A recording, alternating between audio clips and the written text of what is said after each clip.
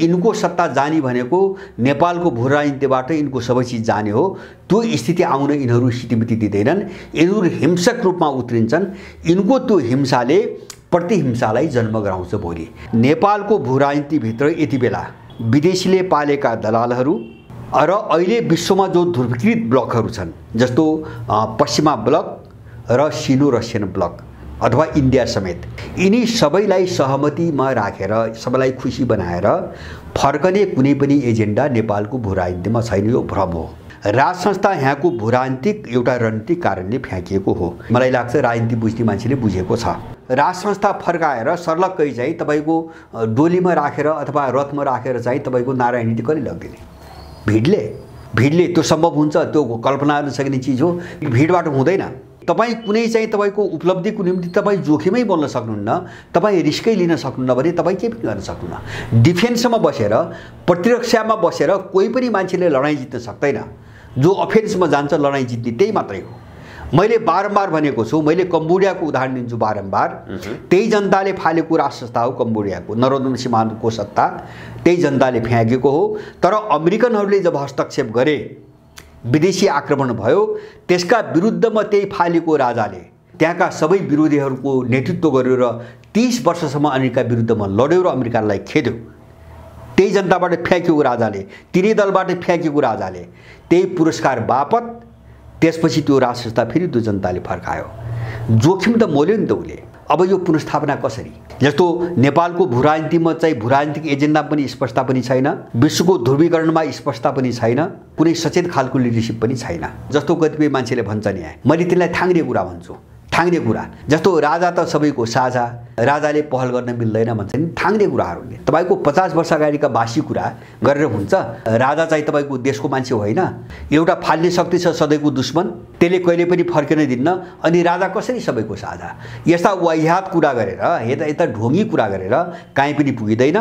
मैले भने नि राजनीतिक दृष्टिकोण एकदम क्लियर हुनुपर्छ। लडाइँ त्यो हो र त्यो लडाइँ एउटा संस्कार र मूल्यबाटै लडिनुपर्छ। यहाँ दाउपेच छलछाम होइन, खेलाडी बनेर चाहिँ खेल्न खोज्ने, यसलाई प्रयोग उसलाई प्रयोग, यहाँ घुसपेट त्यहाँ घुसपेट, यहाँबाट मान्छे तान त्यता पठाऊ, यस्ता चिजले नेपालको भू राजनीतिमा लडाइँ अब हुँदैन। किन मान्छेले के बुझिरहेको छैन भन्छ भने चुनाव उठेर सर्लक्कै यहाँ बहुमत ल्याएर अथवा जितेर परिवर्तन गरिन्छ, यस्तो हावादारी चाहिँ तपाईँको कुरा त्यो कल्पना मेरो दिमागमा छैन। म त्यस्तो हावादारी किन भन्छ भने प्रत्येक दलको चाहिँ उत्थान मान्छेको घाँटी काट्ने, मान्छेलाई गोली हान्नेबाट सुरु भएको छ। काङ्ग्रेसको इतिहास त्यही हो, माओवादीको तपाईँको त्यही हो, एमालेको त्यही हो, मधेसवादीको त्यही हो।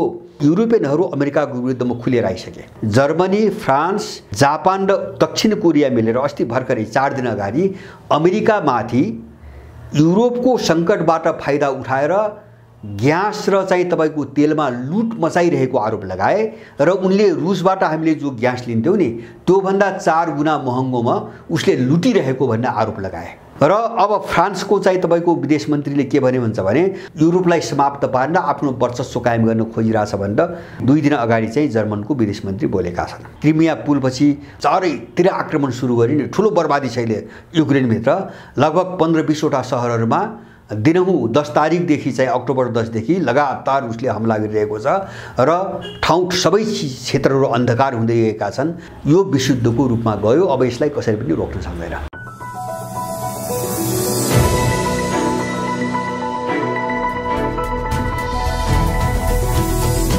हिमाल अनलाइन टिभी पछिल्लो नेपाल र अन्तर्राष्ट्रिय विकसित राजनीतिक घटनाक्रमको गहिराईमा गएर कुराकानी गर्दैछौँ। विश्व भू राजनीतिलाई बडो गहिरो ढङ्गबाट अध्ययन गर्ने, चिन्तन गर्ने व्यक्तित्व राजनीतिक चिन्तक तृणमूल नेपालका अध्यक्ष भरत दाहालसँग स्वागत छ यहाँलाई। हजुर धन्यवाद।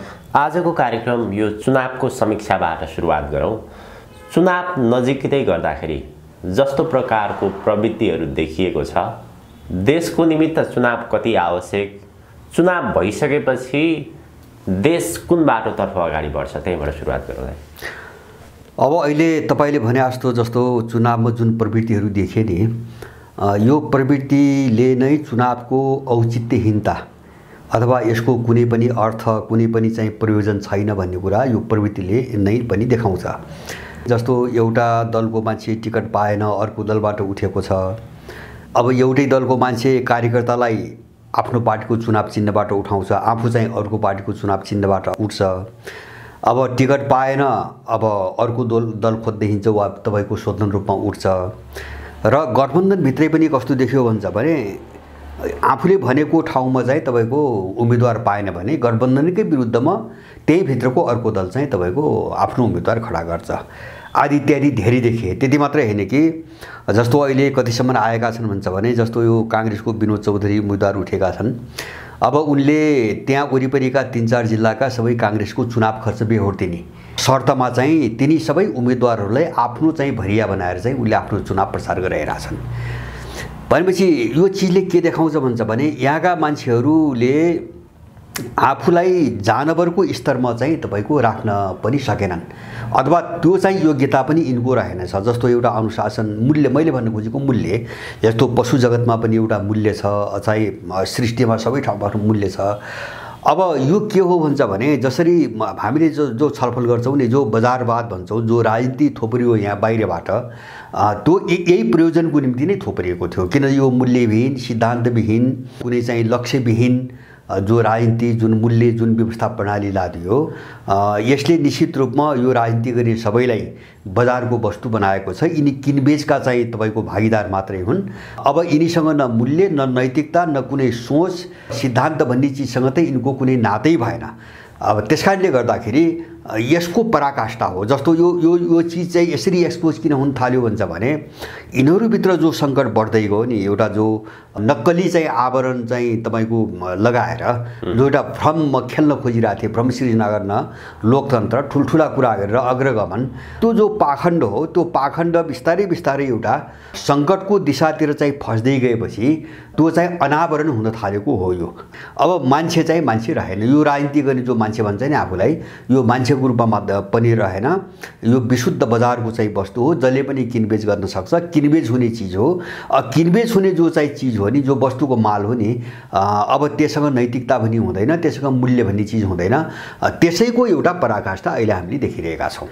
जस्तै नेपालका अहिलेका राजनीतिक दलहरू त भइ नै हाले, तर दलभन्दा बाहिर बसेको अथवा अलिकति छुट्टै विचारधारा राख्ने जो दलहरू, व्यक्तित्वहरू, संस्थाहरू छन्, ती व्यक्तिहरू पनि संस्थाहरू पनि कतिपय स्वतन्त्र उम्मेदवारको रूपमा, कतिपय कुनै पार्टीको चुनाव चिन्हबाट जसरी उनीहरूले चुनाव लडिरहेका छन्, उम्मेदवारी दर्ता गराएका छन्, उनीहरूले के भनिरहेका थिए भने यो देशको समस्या संविधान, यो व्यवस्था, यो रैन्जेलसम्म जोसुकै व्यक्ति आए पनि चुनावबाट प्रत्यक्ष समानुपातिक जताबाट जितेर आए तापनि देशको अहिलेको समस्याको समाधान हुन सक्दैन, यो संविधान र व्यवस्था नै खारेज गर्नुपर्छ भन्ने विचार राख्ने व्यक्तिहरू पनि अहिले स्वतन्त्र उम्मेदवारको नाममा कतिपय पार्टीको चुनाव चिन्ह लिएर लडिरहेका छन्। उनीहरूको हकमा के भन्न सकिन्छ? जस्तो यो व्यवस्था प्रणाली, जस्तो व्यवस्था भने के यहाँ चाहिँ जस्तो उनीहरूकै मैले समस्या कहाँ देख्छु भन्छ भने यो व्यवस्था बेठिक भनेको के हैन। व्यवस्था बेठिक भनेको यही 63 सालपछि लोकतान्त्रिक गणतन्त्र संहिता जो भन्या छन् यसलाई मात्रै व्यवस्था भनेको हो कि हैन। मेरो आफ्नो बुझाइ के हो भन्छ भने यदि यो यसको मात्रै चाहिँ तपाईको विरोध हो भने त्यसको औचित्य मैले केही पनि देख्दिन हैन। मैले के भन्छ भने तपाईको अहिलेको लोकतान्त्रिक गणतन्त्र, हिजोको चाहिँ 47 पछिको संसदीय चाहिँ प्रजातन्त्र अथवा त्योभन्दा अगाडिको 7 सालको प्रजातन्त्र, तपाईको रूप जेसुकै देखा परिरहेका सारमा त सबै एउटै व्यवस्था प्रणाली हो, एउटै व्यवस्था प्रणाली हो। त्यो मात्रै होइन कि यसलाई चाहिँ गाइडेड गर्ने हैन, यसलाई चाहिँ दिशानिर्देश गर्ने जो विचार हो, जुन सिद्धान्त हो, जुन मूल्य मान्यताहरू हुन्, समस्या त्यहाँ छ। त्यसकारणले गर्दाखेरि 7 सालपछिको प्रजातन्त्र पनि त्यही मूल्य मान्यता र सिद्धान्तले चलाएको हो हैन। 47 सालको बहुदलको मूल्य मान्यता पनि त्यही हो। 63 सालपछि यो विदेशी तन्त्रको मूल्य मान्यता पनि त्यही हो। जब त्यही हो भने हाम्रो लडाई चाहिँ व्यवस्था भन्ने शब्द तपाईको कोड गर्दाखेरि हाम्रो लडाई कहाँ जोडिनु पर्यो भन्छ भने सिङ्गो संसदीय प्रणाली, संसदीय प्रणाली मात्रै होइन कि विश्वमा अहिले प्रचलनमा रहेका जति पनि मोडेलहरू छन् प्रजातन्त्रको नाममा, चाहे त्यो अमेरिकाको द्विदलीय होस्, बेलायतको द्विदलीय होस्, अथवा चाहिँ अब इन्डियाको जस्तो तपाईँको अब बहुदलीय होस्, नेपालको आदि इत्यादि। त यो चाहिँ तपाईँको जो आयातित मोडेल हुन् नि व्यवस्था प्रणालीका, र यिनलाई सञ्चालन गर्ने जो यिनका सिद्धान्तहरू हुन्, यो सबै खराब छन्। त्यसैले हामीले व्यवस्थाको विरोध भन्ने बित्तिकै हामी यसको जरोमै पुग्न सकेनौँ भने हामी के गर्छौँ हुन्छ भने एउटा पात झार्न खोज्छौँ। एउटा पात, त्यो पात भनेको अहिले सङ्घीय आवरणमा देखा परेको एउटा पात झार्न खोज्छौँ, तर त्यो चाहिँ जो जहर हो नि त्यसको अर्को एउटा चाहिँ पत्ता त बाँकी नै रहन्छ। अब धेरै मान्छे म यहाँ देख्छु अहिलेको व्यवस्थाको विरोध गर्ने नाममा चाहिँ 47 सालमा फर्किनु पर्यो भन्ने कुरा गरे। 47 सालमा किन फर्किने? 47 सालमा फर्किने हो भने त कुरो त त्यही हो जो हामीले आज देखिरहेका छौँ। त्यसकारणले गर्दाखेरि जो चाहिँ बाहिर अहिले व्यवस्थाको विरोधको नाममा चुनाव लडिरहेका छन् उनको सोच अधकल्चो छ हैन। उनको फ्रस्ट्रेसन केही एजेन्डामा हो हैन, त्यो ठिक छ, त्यो हदसम्म ठिक छ। जस्तो उनको फ्रस्ट्रेसन संहिताको एजेन्डामा हो, उनको फ्रस्ट्रेसन धर्मनिरपेक्षतामा हो, कतिपयको फ्रस्ट्रेसन चाहिँ तपाईँको गणतन्त्रको चाहिँ एजेन्डामा हो। यो आफ्नो ठाउँमा ठिक छ, तर चाहिँ हाम्रो लडाई एजेन्डामा मात्रै होइन। हामी स्पष्ट हुनुपर्ने, हाम्रो लडाई एजेन्डामा मात्रै होइन, हाम्रो लडाई चाहिँ तपाईँको थटमा हो, चिन्तन प्रणालीमा हो, विचार प्रणालीमा हो, हाम्रा आफ्ना मूल्य र हामीमाथि लादिएका मूल्यहरूका बिचको लडाई हो। त्यसकारणले गर्दाखेरि अब यो चिजलाई कसैले व्यवस्थासँगको लडाई भनी बुझेको छ भने त्यो ठिक छ, यो ढङ्गले कुरा लान्छ भने होइन। यही 63 सालपछिको मात्रै कुरा हो भनेपछि त्यो के हो भन्छ भने एक खालको संसदीय प्रणाली यथावत राख्ने अथवा यसलाई चाहिँ तपाईँको परिचालन गर्ने जति पनि विचार र मूल्यहरू छन् तिनलाई यथावत राख्ने र अहिले दलहरूको जो हालिमुहाली छ यसको ठाउँमा आफू जाने एउटा चाहिँ कुण्ठा हो। त्यो एउटा कुण्ठा हो। त्यसले चाहिँ अलिकति केही जस्तो अहिलेको जो बेलगाम जो छाडापन छ नि, यिनको जो दलालहरूको छाडापन छ, यसमा अलिकति अवरोध ल्याउन अथवा यसलाई अलिकति चाहिँ तपाईँको ब्रेक गर्नको निम्ति थोरै काम गर्ला हैन, तर त्यसले निकास नै दिँदैन। देशको जो सङ्घर्ष यसको निकास नै दिँदैन। हामी यसको निकासको निम्ति हामी समग्र पाटोमै जानुपर्छ। त्यो पनि राजनीतिक पाटोबाट मात्रै पनि हुँदैन हैन। जस्तो राजनीतिक रूपमा यो व्यवस्था ठिक छैन भन्ने मान्छे, व्यवस्था भने के? व्यवस्था भनेको त शासन मात्रै होइन। व्यवस्था भनेको चाहिँ सत्ता व्यवस्थापिका मात्रै होइन, सरकार मात्रै होइन। व्यवस्था भनेको त्यहाँ चाहिँ आर्थिक प्रणाली पनि छ। व्यवस्था भनेपछि त्यहाँ सामाजिक सांस्कृतिक प्रणाली पनि छ, त्यहाँ नैतिक प्रणाली पनि छ। यो समग्र समस्यालाई एउटा प्याकेजमा बुझेर लिएर जो मान्छे अगाडि जान्छ त्यसले विकल्प दिन सक्छ हैन। एउटा सोचको तहबाटै त्यसले विकल्प दिन सक्छ। होइन भने चाहिँ तपाईँको जस्तो व्यवस्थापनाले अहिलेको चाहिँ यो 63 पछिको चिज मात्रै विरोध गर्ने अथवा चाहिँ तपाईँको राजनीतिक पाटोमा मात्रै विरोध गर्ने, अर्को पाटोको कुरा नगर्ने, यिनी जति पनि अधकल्चा कुराहरू छन् नि, यिनी चाहिँ राजनीतिक रूपमा मैले भन्न खोजेको एउटा स्टेप, एउटा चरणको निम्ति केही सकारात्मक हुन सक्छन्, तर तिनी सङ्कट समाधानका चाहिँ विकल्पहरू होइनन्। हामी यस्तो भ्रममा पर्नु हुँदैन। जनताको चेतना विवेकको तहको विषयमा म त आउँछु, तर अहिलेको चुनावको विषयको कुराकानी गर्दाखेरि चाहिँ विशेष गरी सत्ता गठबन्धन एउटा पङ्क्तिमा र अहिलेको प्रतिपक्ष गठबन्धन अर्को पङ्क्तिमा त्यस्तो प्रकारको देखिन्छ। सत्ता गठबन्धनले के भनिरहेका छन् भने यो संविधान जोगाउन, यो गणतन्त्र जोगाउन गठबन्धनलाई भोट दिनु पर्यो भनेर भनिरहेका छन्। यता केपी शर्मा ओलीका पक्षधरहरूले चाहिँ विशेष गरी यो प्रतिपक्षले राष्ट्रियताको कुरा अलि बढी गर्छन्। अब यसमा पनि कस्तो देखियो भने हिजो केपी शर्मा ओलीका विरुद्धमा लाग्ने उपेन्द्र यादवले त पछिल्लो समय पनि के भनिरहेका थिए भने जबसम्म ओली राजनीतिमा रहन्छन् तबसम्म संविधान र गणतन्त्रको लागि सधैँ खतरा भइरहन्छ भनिरहेका व्यक्ति केपी शर्मा ओलीसँगै सिट बाँडफाँडमा गए अथवा चुनावी सहकार्यमा गए। यो उनीहरू बीचको जे सहकार्य प्रवृत्ति देखिएको छ, खास यसको उद्देश्य, यसका पछाडिका कारणहरू चाहिँ के हुन सक्छन्? होइन, उद्देश्य यिनको केही पनि छैन। म तपाईँलाई एउटा जस्तो सबै नेपालीहरूले बुझ्नुपर्ने जस्तो यिनीहरू को हुन्, कस्ता मान्छेहरू हुन् भन्ने बुझ्नको निम्ति जस्तो केपी ओलीको मोर्चा हेरौँ, त्यहाँ कस्ता पात्र छन् भने तपाईँले उपेन्द्रको कुरा गरिहाल्नुभयो। उपेन्द्र त्यस्तो पात्र हो जो चाहिँ प्रचण्ड भन्दा पनि अगाडि बढेर केपी ओलीलाई प्रतिगामी भन्ने व्यक्ति हो हैन। केपी ओलीबाट नै अब यो संविधान र लोकतन्त्रमाथि खतरा छ भन्ने बारम्बार भन्ने मान्छे उपेन्द्र यादव हो। ऊ चाहिँ रातारात चाहिँ तपाईँको ओलीको मोर्चामा आयो हैन। अब त्यो मात्रै होइन, हिन्दूवादको खोल उडेको, कट्टर हिन्दूवादको खोल ओढ्ने कमल थापा नम्बर 1 र यसको विरुद्धमा हिन्दूवादको विरुद्धमा चाहिँ एउटा होली वाइन मिसनको चाहिँ तपाईँको नेतृत्व गरेर अगाडि बढिरहेको एकनाथ ढकाल र केपी ओली यिनी तीनजना एक ठाउँमा छन् हैन। मैले मूल्यका हिसाबले नैतिकता र चरित्रका हिसाबले कुरा गरिरहेको कमल थापा, एकनाथ ढकाल, केपी ओली र त्यसमाथि उपेन्द्र यादवहरू अहिले एक ठाउँमा आएका छन् हैन। यो दृश्य। अब अर्को पाटो हेर्नुस् तपाईँ। अर्को पाटो हेर्दाखेरि 10 वर्ष जुन शक्तिले एक अर्कालाई मुख्य शत्रु भनेर 17,000 नेपाली मारे हैन। किन यिनको शत्रु सर्वसाधारण नेपाली थिए। हामीले बुझ्नु परिणामबाट बुझ्नु ती मारिने 17,000 को हुन्। माओवादीका मारिए पनि ती गाउँघरकै चाहिँ सामान्य नेपाली हुन्। कांग्रेस एमालेका कार्यकर्ता मारिए पनि ती सामान्य नेपाली हुन्। सेना र पुलिसका सिपाही मारे पनि सामान्य नेपाली हुन्। मारिए नेपाली किन यिनका साझा दुश्मन थिए नेपालीहरू हैन। र अब बाहिरबाट भ्रम के सिर्जना गरेका थिए भन्छ भने एउटाले माओवादीलाई प्रजातन्त्रको शत्रु भनेको थियो र माओवादीको भाषै हेर्ने हो भने कांग्रेस नेपालको सबभन्दा चाहिँ खतरनाक शत्रु, दलाल चाहिँ तपाईको पुँजीपति वर्गको चाहिँ तपाईको एउटा अनुदारवादी पंक्ता, यसको उन्मूलन नगरिकन चाहिँ अब नेपाल चाहिँ तपाईको कतै पनि उभो लाग्दैन। घोषित रूपमै उनले यो कुरा ल्याएर चाहिँ अब हतियार उठाएका थिए। अब यिनीहरूको अहिले एकता, गठबन्धनको नाममा एकता कस्तो छ भन्छ भने झन्नै चाहिँ तपाईँ यसो हेर्नुहुन्छ अहिले त बिस्तारै शेरबहादुर मात्रै होइन कि विदेशीले कहाँ ल्याइसक्यो भन्छ भने अहिले प्रचण्ड नभएपछि यो चाहिँ तपाईँको लोकतान्त्रिक गणतन्त्र यिनको जे छ विदेशीले दिएको यो सबै स्वाहा हुन्छ, यो सबै सिद्धिन्छ भन्नेमा अहिले गगन थापादेखि चाहिँ विश्वप्रकाश शर्मासम्म आइपुगेका छन्। माने त्यसरी चाहिँ सुदृढ गर्दैछ उसले हैन, आफ्नो कित्तालाई त्यो ढङ्गले सुदृढ गर्दैछ भनेपछि हिजो 10 वर्ष 17,000 जसले मार्यो हैन, एक अर्कालाई चाहिँ तपाईको देखारे जसले मार्यो, तिनी हत्याराहरूको एउटा चट्टानी एकता हामी यो गठबन्धनको नाममा देखिरहेका छौं र त्यसमा चाहिँ माधव नेपाल पनि जोडिएका छन् हैन।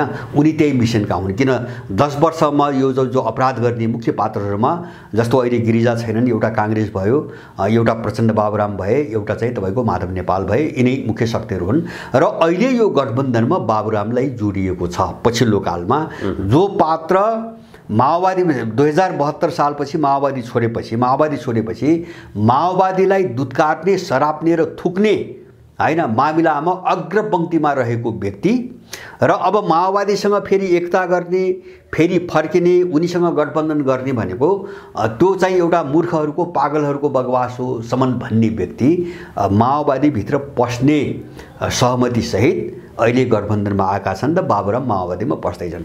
मैले भने यो दुईटा दृश्यले के देखाउँछ हैन, जस्तो ओलीतिरका चाहिँ तपाईको गठबन्धनका मान्छेहरूको क्रियाकलाप र अर्को गठबन्धनको क्रियाकलाप, यसले के एउटा पाटो के देखाउँछ भन्छ भने यिनीहरू चाहिँ एउटा गेटबाट अब यिनलाई चलाउने त्यो शक्तिले, विदेशीको मालिकले हैन तपाईको अर्को गेटतिर गरी ड्युटी गर भन्यो यिनीहरू जाने हो हैन।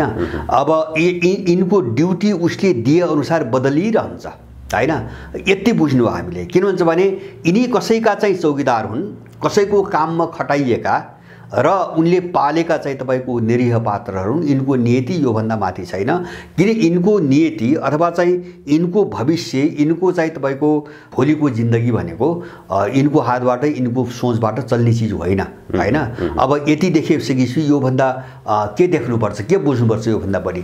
त्यसकारणले एउटा पाटो चाहिँ यिनको नियति अरु कसैबाट निर्धारण हुन्छ हैन। यिनी चाहिँ तपाईको ड्युटीमा खटाइने चौकीदार मात्रै हुन्, पात्र मात्रै हुन् नम्बर 1।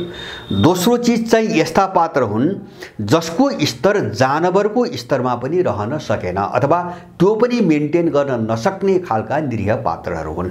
मैले भने नि जस्तो यो गठबन्धनको जो चरित्र छ नि, यो फोरीपन, किन साम्राज्यवादले यिनीहरूलाई प्रयोग गरेर राजनीति भनेको यही हो भनी स्थापित गर्न खोजिरहेको छ। मैले नेपालीहरूको दिमागलाई गन्दा बनाउन खोजिरहेको छ, दूषित बनाउन खोजिरहेको छ, ताकि राजनीतिलाई ठ्याक्कै बजारको चाहिँ एउटा किनबेलको, सौदाबाजीको एउटा विषय हो धनार्जनको विषय हो भन्ने सबै दिमागमा परोस् र चाहिँ यहाँको मान्छे चाहिँ अब एउटा अलिकति सचेत ढङ्गले अगाडि बढ्न नसकोस् भन्ने एउटा त्यो संस्कार स्थापित गर्ने यिनीहरूले खोजिरहेका छन्। जस्तो अब होला कतै चाहिँ जस्तो विद्रोह जुन ढङ्गले होस्, एउटा विद्रोहको पोजिटिभ पाटो के हो भन्छ भने दलहरू छिन्न भिन्न हुने प्रक्रियासँगै यिनीहरूभित्र बढ्दै गयो सङ्कटसँगै यिनका विरुद्धमा चाहिँ तपाईँको विद्रोह गर्ने र चाहिँ उम्मेदवारी दिने अथवा चाहिँ अर्कालाई समर्थन गर्ने एउटा मनोबल उठिरहेको छ।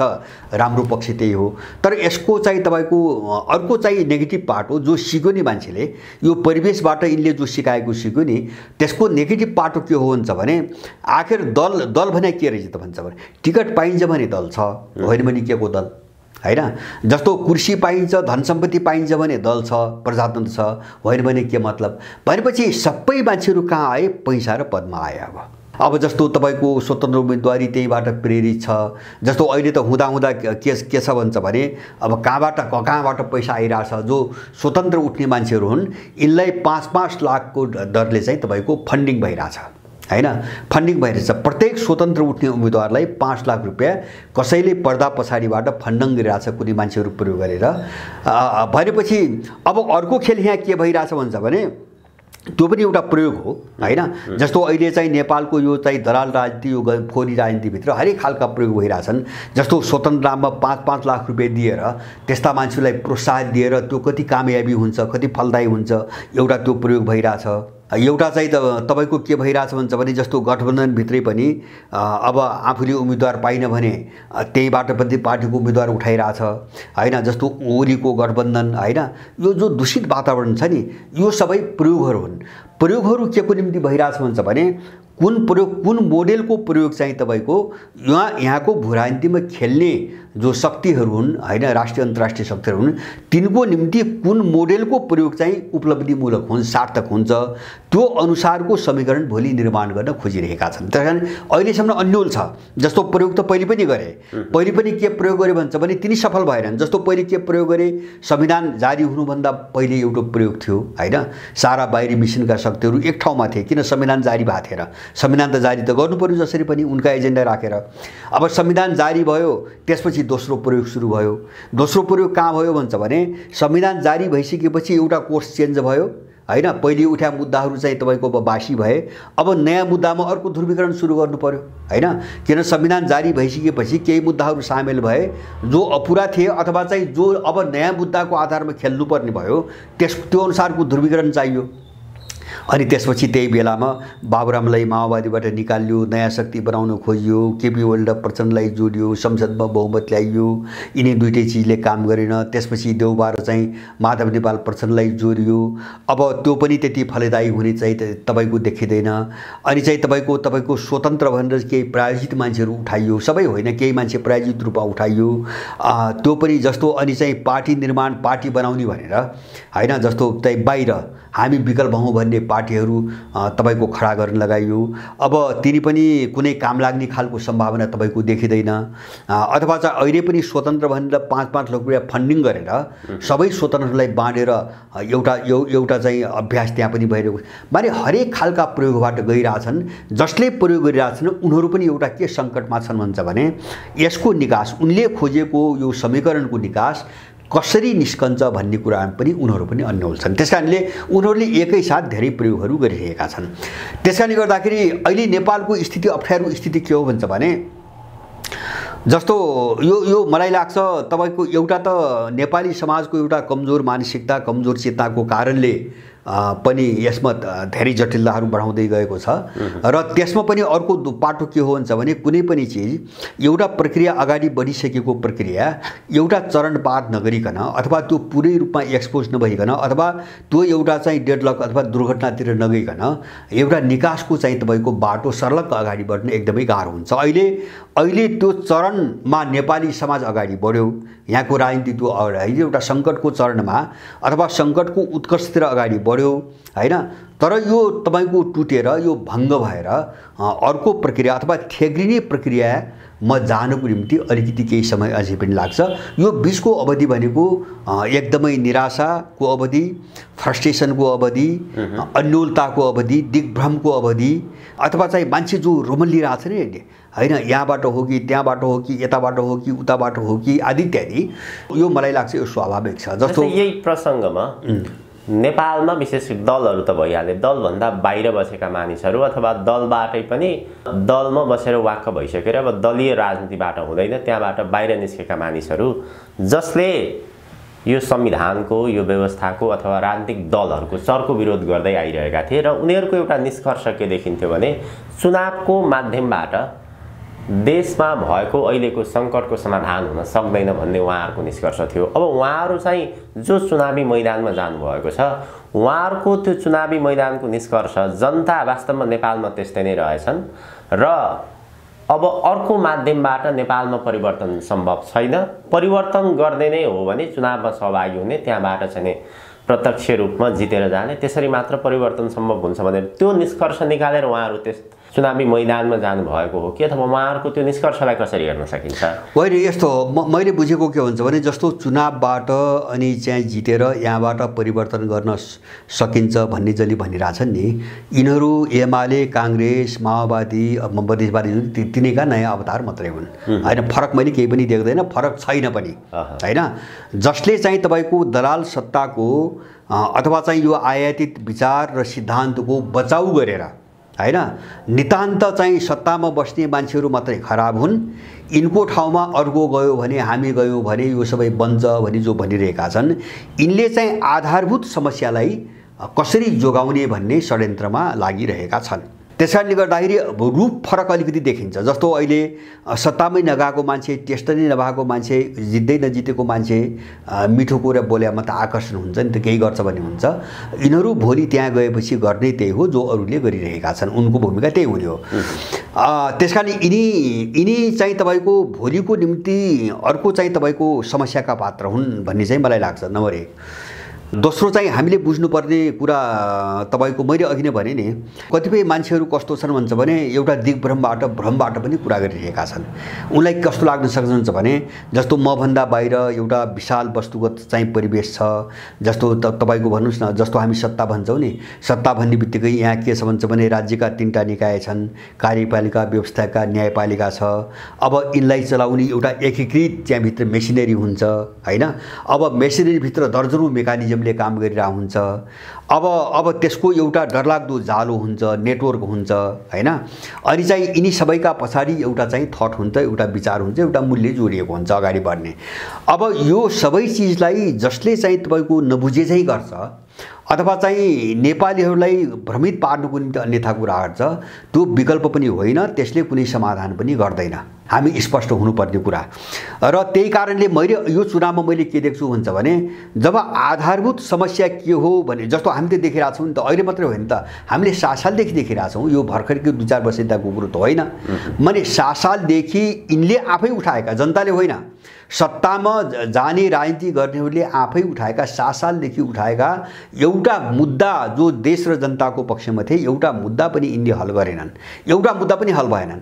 न मजदुरको मुद्दा यिनले हल गरे, न किसानको मुद्दा यिनले हल गरे, न बेरोजगारीको मुद्दा यिनले हल गरे, न विकासको मुद्दा यिनले हल गरे, न राष्ट्रियताको मुद्दा यिनले हल गरे। यो त हामीले 7 सालदेखि देख्दै आएका छौँ। त्यसकारणले जब हामी यो देख्दै आएका छौँ भने हामीले बुझ्ने के हो भन्छ भने, समस्या धेरै गहिरो छ भनेर हामीले बुझ्ने हो हैन। समस्या धेरै गहिरो छ भने हामीले बुझ्ने हो। अब त्यो कोर्समा नजाने मान्छेहरू, मलाई यो चुनावमा के लाग्छ भन्छ भने, अब केही पात्रहरूलाई हराउन यिनको भूमिका हुन सक्छ, जो विकल्प पनि लडिरहेछन् नि हैन। हामी विकल्प हौँ भनेर अथवा स्वतन्त्रै भनौँ नि, कसैलाई हराउनुको निम्ति यिनको भूमिका हुन सक्छ, अथवा चाहिँ एकाध अपवादमा 1-2 ठाउँमा कसैले जित्न पनि सक्छ। तर दलहरूको चाहिँ तपाईको जो आधारभूत वर्चस्व हो नि, यो दलाल सत्ताभित्र, यसमा ठुलो चाहिँ तपाईको परिवर्तन केही पनि आउनेवाला छैन, केही पनि आउँदैन। किन भन्छ भने जनताले के बुझ्ने, यिनलाई फरक ढङ्गले कसरी बुझ्ने भने के हैन।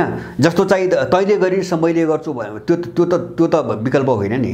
तैँले गरिस् मैले गर्छु भनेर मैले आफूलाई धुरीमा राखेर, मैले विषयको कुरा गर्दैन, मैले लक्ष्यको कुरा गर्दैन, मैले उद्देश्यको कुरा गर्दैन, मैले के कुरा गर्छु, यसले गरेन म गर्छु, मलाई धुरीमा राखिरहेको छु। त्यसकारणले एउटा व्यक्तिलाई धुरीमा राखेर अथवा कुनै पात्रलाई धुरीमा राखेर गरिने राजनीतिको पछाडि कोही पनि लाग्दैन। किन अब आम मान्छेले के देख्छ भन्छ भने उनीहरूले बोल्ने कुरा जो सत्तामा छन् नि हैन, सत्तामा बस्नेहरूले पनि त आखिर बोल्ने कुरा त यही त बोलिरहेछन्। जो विकल्प हुँ भन्नेहरू बोलिरहेछन्। अब अहिलेसम्म दलाली राजनीति गर्दै आउनेहरू पनि त्यही कुरो बोलिरहेछन्। त्यसकारणले तपाईँको बोली मुद्दा एजेन्डा तिनै छन्, इस्युहरू तिनै छन्, कुरा तिनै छन्। अनि चाहिँ तपाईँको व्यक्ति मात्रै हेरिकन चुनावमा ठुलो उथलपुथल चाहिँ आउँदैन, परिणाममा आउँदैन। त्यसकारणले गर्दाखेरि मैले अघि नै भने नि दलहरूका विरुद्धमा चाहिँ बोल्ने र अथवा चाहिँ उम्मेदवारी दिने अथवा चाहिँ विद्रोह गर्ने एउटा मनोबल उठ्यो, राम्रो पाटो यही हो। यो अगाडि बढ्नुपर्छ, विकास हुनुपर्छ, किन यसले दलहरूलाई कमजोर बनाउँदै जान्छ हैन। तर यसको अर्थ के होइन भन्छ भने नेपाली जनताहरूले स्पष्ट रूपमा जस्तो चाहिँ दलहरूको विरोध गरेर जो चाहिँ विकल्प हुँ भने अथवा स्वतन्त्र लडे, यिनीहरू गुणात्मक रूपमै फरक पात्रहरू हुन्, फरक विषयवस्तु लिएर अगाडि बढेका मान्छे हुन् भन्ने कुरा कसैले पनि बुझेको छैन, बुझ्न सक्ने अवस्था पनि छैन। त्यसकारणले यस्तो उम्मेदवारीले चुनावको परिणाममा कुनै गुणात्मक चाहिँ उथलपुथल ल्याउने सम्भावना मैले चाहिँ देख्दिनँ। जनताको कुराकानी गर्ने हो भने जनतामा अलिकति चेतनाको त आएको जस्तो पनि देखिन्छ, अथवा जनता कसलाई मान्ने भन्ने कुराहरू पनि होला। सामाजिक सञ्जालमा आबद्ध हुनेहरूलाई मात्र जनता मान्ने भन्ने विषय पनि होला। जनताले परिवर्तन चाहिँ खोजिरहेको देखिन्छ। अब यो सवालमा कहीँ कतै त्यो प्रतिक्रिया पनि देखिन्छ। परिवर्तन भनेको सत्तामा गएर मात्र गर्न सकिन्छ, बाहिरबाट मात्र बोलेर परिवर्तन त हुँदैन। त्यसकारणले सत्तामा जानै पर्छ। तपाईको पनि आफ्नै पार्टी छ, कतिपयले प्रतिक्रिया पनि जनाउँछन् तपाईले पनि चुनाव लड्नु पर्यो। बाहिरबाट व्याख्या विश्लेषण गरेर मात्र भएन, चुनाव लड्नु भयो भने हामी साथ दिन्छौँ भन्ने खालको केही तहको जनताको बुझाइ पनि छ नि। अब यसलाई कसरी हेर्ने हो? होइन, जस्तो परिवर्तन सत्तामा गएरै हुन्छ, यो मैले चाहिँ अब जस्तो सत्तामा जाने हुन्न मैले त्यो भन्नै खोजेको होइन। किन भन्छ भने राजनीतिक लडाइँ भनेको सत्ताकै निम्ति गरिने लडाइँ हो। तर मैले चाहिँ भन्न खोजेको हुन्छ भने सत्ता भनेको के, जस्तो मैले भने जस्तो तपाईँ चुनाव लड्नुहुन्छ भने पनि नेपालको समस्या के हो, यो सङ्कट के कारणले आयो, कसले ल्यायो हैन। अब यो सबै चाहिँ जरैदेखि चिरफार गरिकन तपाईँ चुनावमा जानुहुन्छ, त्यसले काम गर्छ हैन, त्यो राम्रो बाटो हो। तर मैले विरोध गरेको के हो भन्छ भने सत्तामा बस्ने व्यक्तिहरू खराब हुन् अथवा अहिलेसम्म सत्ता चलाउने दलहरू खराब हुन्, यिनको ठाउँमा हामी गएपछि गर्छौँ मात्रै जसले भनिरहेछ नि हैन, त्यो निकास होइन, ती गलत मान्छेहरू हुन्। मैले पनि उनीहरूले के गरिरहेछन् भन्छ भने समस्या वास्तविकता जे हो, जे वास्तविक समस्या हो त्यसलाई चाहिँ तपाईँको बाहिर आउनबाट रोकिरहेका छन्। जस्तो कतिपय पात्र त कस्ता छन्, अझ कतिपय चाहिँ हामी गर्छौँ भन्ने त कस्ता छन् भन्छ भने यो अहिलेको संविधान ठिक छ भन्नेहरू छन्। यो संविधान ठिक छ हैन, यसले संस्थागत एजेन्डा ठिक छन्, तर चाहिँ म गएपछि गर्छौँ जो भनिरहेछन् नि, उनीहरूले चाहिँ नेपालीहरूलाई एउटा व्यक्तिमाथि निर्भर एउटा भाग्यवादी बनाउन खोजिरहेका छन्। एउटा विषयवस्तुको चेतनाले लेस चाहिँ तपाईँको नेपाली होइन कि म माथि भर पर, म माथि विश्वास गर, म भाग्य विधाता हुँ, म बैतरणी ताड दिन्छु भन्ने खालको उनले त्यो सन्देश दिन खोजिरहेका जो आफैमा खतरनाक छ। त्यसैले गर्दाखेरि चुनावमा जाने, सत्ताको लडाइँ पनि लड्ने, चुनावमा जाने मात्रै होइन, आवश्यक पर्यो भने मुठभेडमा पनि जाने, युद्धमा पनि जाने, बाटा सबै बाटा खुला हुन्छन्। किन राजनीतिक लडाइँमा होइन यो बाटो मात्रै कुरा हुँदैन। म चाहिँ चुनावको दायरा मात्रै बाँधिनुपर्छ भन्ने पक्षमा पनि छैन। भोलि परिस्थितिले माग गर्यो भने यिनीसँग युद्धमै जानुपर्छ। मलाई लाग्छ अझ नेपालको चाहिँ तपाईँको भूराजनीतिक जटिलता तपाईँको हेर्ने हो भने मलाई लाग्छ चाहिँ यिनीहरूले त्यो बाध्यता हामीमाथि थोपर्छन्, जनतामाथि त्यो थोपर्छन् हैन। किन यिनीहरू पुरै चाहिँ एउटा मिसनमा अरूले खेलाएका मान्छेहरू हुन्, इनका पछाडि ठुलो अन्तर्राष्ट्रिय शक्ति छ। त्यसैले यिनको सत्ता जाने भनेको नेपालको भू राजनीतिबाट यिनको सबै चिज जाने हो।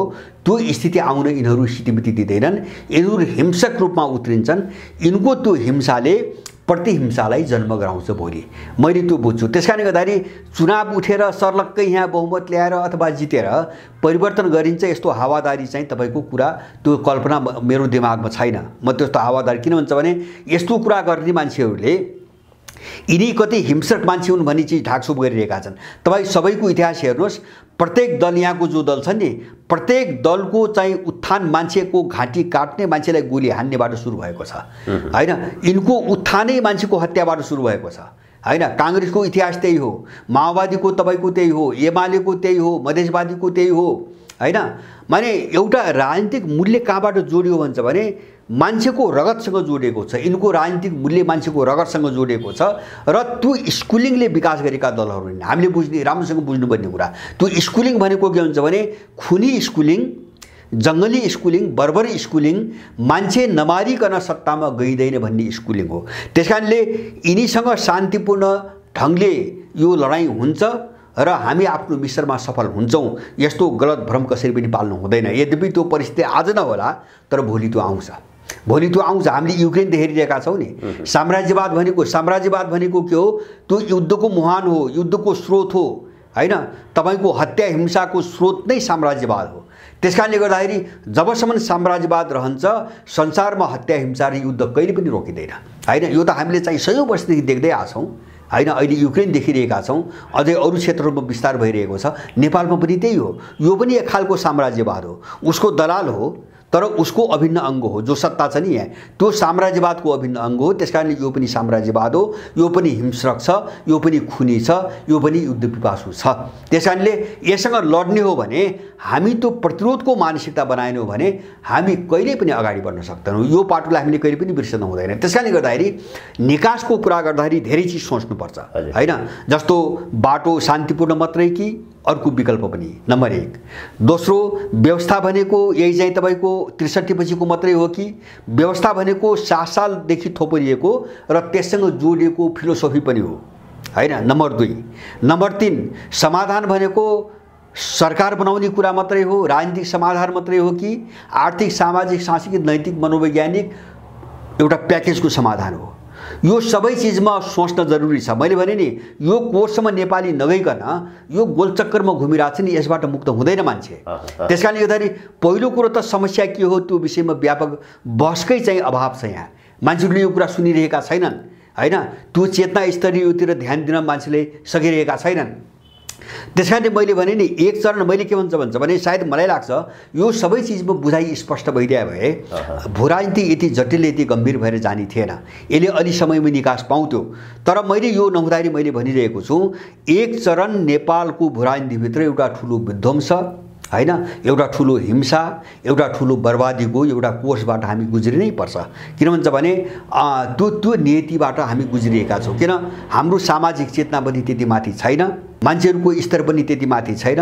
तपाईले जो भन्नुभयो नि अहिले हैन, जस्तो सामाजिक समुदायले देशप्रति चिन्ता गर्ने अथवा चाहिँ तपाईको यिनी दलालहरूप्रतिको एउटा जो आक्रोश जो देखिन्छ, यसको त मलाई लाग्छ 90% हिस्सा चाहिँ बाहिर छ, नेपाल बाहिर छ, उसको चिन्ता हो। तर उसले सामाजिक सञ्जालमा जो चिन्ता व्यक्त गर्छ त्यो यहाँका मान्छेमा छैन। यो अन्तर हामीले बुझिरहेका छौँ। जो नेपालभित्र छन् नि, नेपालभित्र जो मान्छेहरू छन्, अधिकांश मान्छेहरू उनीहरूमा चरम, किन नेपालभित्र छन् उनीहरूले हरेक खालका अवसर खोजिरहेका छन्। जो देश छोडेर बाहिर गइसकेका छ हैन, उसमा एक खालको छटपटी छ हैन, एक खालको पीडा छ। तर जो देशभित्र छ अब त्यो पीडा होइन, त्यो आक्रोश होइन कि यहाँको मान्छेले अपर्च्युनिटी खोजिरहेछ, अवसर खोजिरहेछ।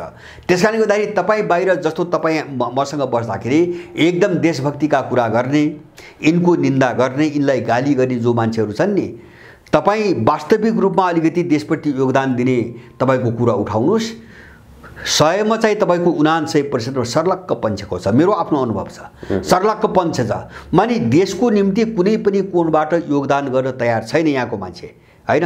त्यसमा पनि चाहिँ तपाईको अझ पढे लेखेको हुँ भन्ने हैन, अलिकति चाहिँ तपाईको खाता पिता हुँ भन्ने मान्छे त यति दरिद्र, यति खतरनाक, यति अविश्वसनीय छ यहाँ नेपालभित्र कि त्यो मान्छेमा मलाई विश्वास छ, मलाई लाग्छ त्यो मान्छेको चाहिँ देशभक्ति जो पीडा हो नि त्यो पुरै नक्कली छ। र त्यो चाहिँ जो सत्तामा बसेर अपराध गरिरहेका छन्, लुटिरहेका छन्, त्यो मैले गर्न पाइन भन्ने एउटा चाहिँ तपाईको उसको कुण्ठा छ हैन। त्यो मनोवैज्ञानिक त्यहाँ कुण्ठा देखिन्छ। तर उसको बोलीमा देशभक्ति जो छैन त्यो पुरै कृत्रिम देखिन्छ। र बाँकी तेस्रो तबका जो छ नि, तेस्रो तबका मैले भने स्तरमा धेरै कमजोर छ र उसले के हुन्छ भने उसले देश पनि बुझ्दैन, राष्ट्र पनि बुझ्दैन हैन, अथवा चाहिँ जो अलिकति कमन मुद्दाहरू हुन् नि, कमन एजेन्डाहरू हुन् नि, जस्तो चाहिँ तपाईको सभ्यता के हो, संस्कृति के हो, देश के हो, राष्ट्र के हो आदि इत्यादि केही पनि बुझ्दैन, मतलब हुँदैन, किन ऊ कमजोर हुन्छ, तल हुन्छ। उसले तत्काल आफ्ना अगाडि चाहिँ जे समस्या हुन्छ नि, डे टु डेको समस्या, त्यो समस्या बुझ्छ, किन ऊ त्यसबाट पीडित छ। त्यसकारणले ऊ चाहिँ हल्का फुल्का आश्वासनमा फस्छ, भ्रममा फस्छ। जस्तो मतदाताहरूले जो मत दिन्छन् नि दलहरूलाई, त्यो तबका हो। किन भन्छ भने यसले चाहिँ जस्तो उसको गाउँघरको छरछिमेकको टोलको एउटा समस्या हुन्छ हैन, उसको आफ्नै पनि समस्या हुन्छ हैन, कतै नियुक्तिका कुरा हुन्छन्, कतै भर्तीका कुरा हुन्छन्, कतै जागिरका कुरा हुन्छन्, कतै केही अवसरका कुराहरू हुन्छन्। यस्तो चिजमा रुमलिएको स्तरको कारणले त्यसकारणले गर्दाखेरि समस्या जटिल छ। मैले भन्न खोजेको समस्या जटिल छ। यो सामाजिक सञ्जाललाई मात्रै हेरिकन नेपालभित्रको चाहिँ तपाईँको एउटा मनोविज्ञानलाई हिसाब किताब गर्न एकदमै गाह्रो छ। हो, म एउटा चिजमा विश्वस्त छु, देश छोडेर गएको पङ्क्तिमा त्यो चाहिँ तपाईँको चिन्ता एकदमै व्यग्र छ, एकदमै व्यग्र छ, त्यो छटपटी छ, तर त्यो देशभित्र छैन हैन। देशमा नेपालको अहिलेको राजनीति भन्ने हो भने एउटा गोलचक्करको वरिपरि घुमिरहेको छ। यो गन्तव्यहीन अवस्थामा अगाडि बढिरहेको छ र यसमा केही त्यस्ता पङ्क्तिहरू पनि छन्, त्यो चाहिँ धमिलो पानीमा माछा मार्ने त्यस्तो पङ्क्तिहरू पनि देखिएको छ र राजनीतिमा लाग्ने केही मानिसहरू तत्कालको स्वार्थको पछाडि लागेको त्यस्तो पनि देखिन्छ। अब यो गोलचक्करको राजनीति त अगाडि बढी नै रहेको छ। नेपालको राजनीतिमा एउटा सधैँ बहसको विषय, हामीले परिवर्तनको, कोर्स करेक्सनको कुराकानी गर्दाखेरि राज संस्था एउटा बलियो शक्ति हो, त्यो शक्तिलाई कुनै न कुनै रूपमा स्पेस दिनुपर्छ, त्यो शक्तिले मात्र नेपालको अस्तित्व जोगाउन सक्छ भन्ने मानिसहरूको जमात पनि छ। अब ती मानिसहरूमा अहिले के पनि देखिन्छ भने अब लामो समयदेखि प्रयास गरियो नेपालमा राज संस्था ल्याउनको निमित्त, खास गरी त्यो संस्थाको जति सक्रियता हुनु पर्थ्यो अथवा जुन ढङ्गले लाग्नु पर्थ्यो त्यो पनि लागेको देखिएन। यो समय घर्किँदै जाँदाखेरि अब सम्भवतः अब यो पटकको चुनाव भयो भने सधैँको लागि त्यो संस्थाको चाहिँ नि कुराकानी बन्द गरे पनि हुन्छ, त्यसपछि राज संस्था फर्किँदैन भनेर जसले राज संस्थाप्रति आस्था राख्दै आइरहनु भएको छ उहाँहरूमा पनि एक प्रकारको फ्रस्ट्रेसन भनौँ अथवा अब नहुने रहेछ भन्ने उहाँहरूको टुङ्गो पनि पुगेको देखिन्छ। नेपालमा राज संस्थाको आउन सम्भव छ कि छैन, चुनाव भयो भने त्यो टपिक सदाको लागि अब क्लोज हो, कसरी हेर्ने? अब यस्तो छ, मैले जस्तो सरसर्ती हेर्दाखेरि मैले के देख्छु हुन्छ भने यदि जनमत यो दलालहरूको चाहिँ तपाईँको यो अराजकता, स्वेच्छाचारिता, यो सारा चिज हेर्दाखेरि, यो ब्रह्मलुट सबै चिज हेर्दाखेरि जो यसका विरुद्धमा जनमत बढेको छ र त्यो बिस्तारै बिस्तारै बरु राज संस्थै ठिक थियो हैन, यस्तो खालको अपराध र अत्याचार त कमसेकम त्यहाँ थिएन भन्ने जनमत एकदमै बढेको छ। र यो बढेको जनमत केही वर्षदेखि, 2-4 वर्षदेखि यता बढेको जनमतलाई हेरिकन कुरा गर्ने हो भने राज संस्था अब भोलिको कुरा होइन कि तपाईँको 1-2 वर्ष अगाडि नै फर्कनु पर्थ्यो हैन। परिवेशको हिसाबले मैले भन्न खोजेँ, मान्छेको मनोविज्ञानको हिसाबले फर्किनु पर्थ्यो हैन। तर अहिलेसम्म त्यस्तो खालको कुनै चाहिँ पहलकदमी अथवा चाहिँ सम्भावना देखा परिसकेको छैन। अब कारण के त, जस्तो मान्छेको मनोविज्ञान, जस्तो हिजो राज संस्थाको घोर विरोधमा रहेका मान्छेहरू पनि बरु त्यही ठिक थियो भनिरहेका छन् हैन, चाहे व्यक्तिको कुरा होस्, चाहे दलको कुरा होस्, चाहे चाहिँ अरूको कुरा होस्, संस्थाहरूको कुरा होस् भने। तर चाहिँ यत्रो चाहिँ परिवेश बन्दा बन्दै, जस्तो चाहिँ एउटा चाहिँ यत्रो चाहिँ वातावरण बन्दा बन्दै के कारणले यो चाहिँ तपाईँको त्यो अनुपातमा चाहिँ देखिँदैन त हैन। अब यसको निम्ति मैले 2टा कुरा सधैँभरि भन्दै आएको छु, 3टा कुरा भन्दै आएको छु मैले। अहिले म पनि त्यसमा स्पष्ट छु। जस्तो नम्बर 1, पहिलो कुरा, अब राज संस्थालाई एउटा विदेशी एजेन्डा अन्तर्गत फालिएको यो सबैले बुझेको छ। मैले बारम्बार भन्दै गएको छु, 12 बुँदे समझदारीको बेला इन्डियन र पश्चिमाहरूका दुईवटा बेसिकल्ली हैन मुद्दा त धेरै थिए यिनका, कम्प्रोमाइज सम्झौताका 4वटा मुद्दामा यिनको सम्झौता भएको छ माओवादी र दलहरूलाई जोड्ने मामिलामा। गणतन्त्र र नागरिकता, जन्मको आधारको नागरिकता इन्डियनहरूको शर्त हो, संघीयता र धर्मनिरपेक्षता पश्चिमाहरूको शर्त हो। यो 4वटा एजेन्डामा कम्प्रोमाइज गरिकन यिनीहरूले दलहरूलाई 12 बुँदेमा जोडेको हो हैन। अब जोडेर त्यही मिसन अन्तर्गत फ्याँकेको हो हैन, फ्याँक्न लगाएको हो। त्यसकारण मैले के भनेको हुन्छ भने नेपालको भू राजनीतिमा एउटा शक्ति, राष्ट्रिय अन्तर्राष्ट्रिय एउटा शक्ति त जसले त्यो राजसंस्था फाल्यो त्यही छ र त्यो सत्तामा छ। नम्बर 2, यससँग जोडिएको अर्को पाटो के हुन्छ भने राजसंस्था यहाँको भू राजनीतिक एउटा रणनीतिक कारणले फ्याँकिएको हो हैन। जस्तो राजाहरू रहेसम्म, जस्तो इन्डो पश्चिमा शक्ति नेपालको भू राजनीतिमा जुन खेल खेल्न खोजिरहेको थियो नि त्यो सम्भव भएन। त्यो सम्भव नभएको कारणले दरबार हत्याकाण्ड पनि भयो, राजसंस्था पनि फ्याँकियो। यो पनि मलाई लाग्छ राजनीति बुझ्ने मान्छेले बुझेको छ। अब यो सत्य कुरा हो भने मलाई के लाग्छ भन्छ भने नेपालको भू राजनीतिभित्र यति बेला विदेशीले पालेका दलालहरू र अहिले विश्वमा जो ध्रुवीकृत ब्लकहरू छन् जस्तो पश्चिमा ब्लक र सिनो रसियन ब्लक अथवा इन्डिया समेत, यिनी सबैलाई सहमतिमा राखेर सबैलाई खुसी बनाएर फर्कने कुनै पनि एजेन्डा नेपालको भू राजनीतिमा छैन। यो भ्रम हो यदि त्यो कोसिस हो भने हैन। सबै विदेशीलाई सहमत गराएर मनाएर फर्किने कोसिस हो भने त्यो एउटा मूर्खतापूर्ण चाहिँ तपाईको कल्पना हो। त्यो सम्भव छैन नेपालको भू राजनीतिमा। किन हुन्छ भने नेपालको भू राजनीतिमा यिनी दुईटा शक्तिहरू एकदम शत्रु कित्ताका रूपमा आइसकेका छन् विश्व राजनीतिमा।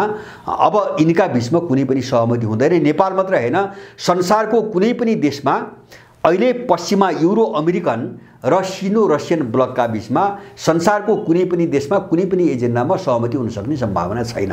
नम्बर 1। दोस्रो, मैले भन्दै आएको के हुन्छ भने नेपालको भू राजनीतिक सङ्कट विश्वको जो ध्रुवीकरण हो त्यसको एउटा पार्ट हो, त्यसको एउटा अङ्ग हो। यो सङ्कट विशुद्ध नेपालभित्रबाट उत्पन्न भएको होइन, यो इम्पोज गरिएको हो। इम्पोज कसले गर्यो हैन? विश्वको जो लडाइँ छ नि, शक्ति राष्ट्रको बीचको लडाइँ छ नि, त्यो लडाइँ लड्ने एउटा हिस्साले हैन यो रणनीति इम्पोज गरेको हो नेपालभित्र। त्यसकारणले गर्दाखेरि नेपालको तपाईको राजसंस्था पुनर्स्थापनाको कुरा गरे पनि र नेपालको सङ्कटको समाधानको कुरा गरे पनि हैन, हामीले के बुझ्नुपर्छ भन्छ भने विश्वको लडाइँको ध्रुवीकरणको वे के हो त्यो बुझेर हामी चल्नुपर्छ, नत्र हामी सक्दैनौँ हैन। नत्र हामी सक्दैनौँ। किन हाम्रो भू राजनीतिभित्र एक थरी शक्ति आक्रमणकारी भए, अर्को थरी शक्ति अनाक्रमणकारी भए।